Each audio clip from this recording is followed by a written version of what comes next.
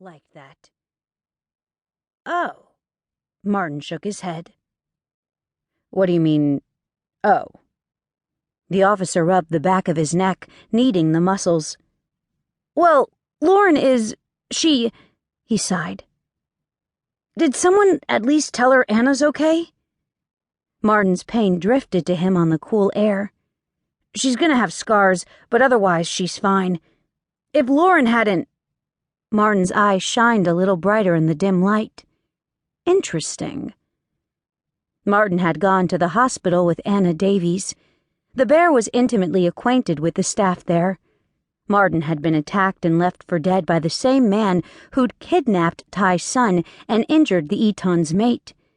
Initially, he'd been assumed dead, but thankfully a clan member found him before he passed away on the side of the road. The thought of death had Van wondering what could have happened to Lauren had they arrived any later. Miss Davies will make a full recovery? Martin coughed and drew in a quick breath. Damn interesting. She's good. She'll, be staying with me until Lauren gets her head out of her ass. A growl burst from his lips, the rolling sound filling the room for a split second before he was able to cut it off. Martin took a giant step back, his gaze fixed on the floor while his head slightly tilted to the side.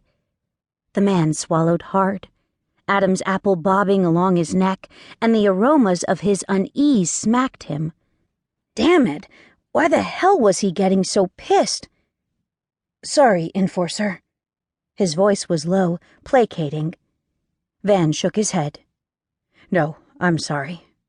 Long day, I guess. He wasn't going to mention he'd only been awake for 3 hours.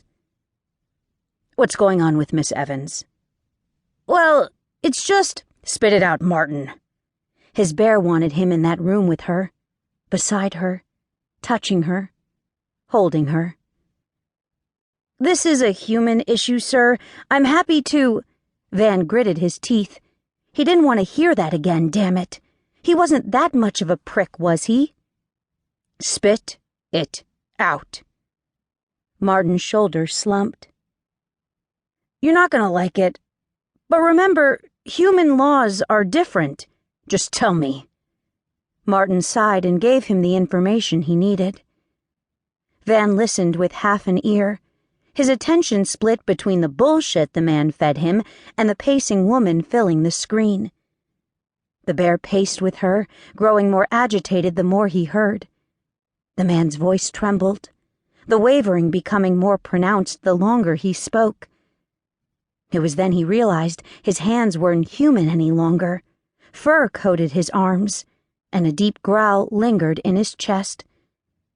Van cracked his neck, rolling his head and shrugging his shoulders in an effort to throw off his beast's reaction to the news. But it wasn't enough. Wasn't what his animal needed to calm. For some fucked-up reason, it wanted Lauren. It wanted to be near her, scent her, touch her, taste her. He was so fucked. Enough, Martin. Give me the agreement. The bear wasn't quite so evident in his voice any longer. The officer handed over the page. Short, sweet, and to the point. Apologize, and all is forgiven. Van turned his attention to Lauren, to the black and white image of her curved body. An agitation filled his taut muscles. This wasn't going to go well. Lauren weaved between worry and anger. No, rage. Worry for Anna and rage at the asshole Bryson.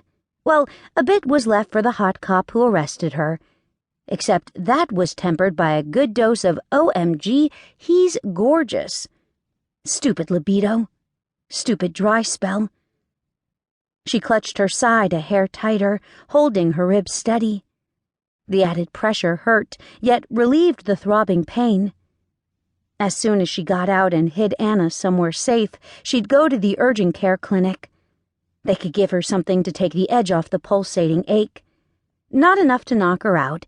She needed to remain alert for Anna. The asshole had done this too many times, had beaten Anna and then walked away free as a bird. Though she accepted a good hunk was because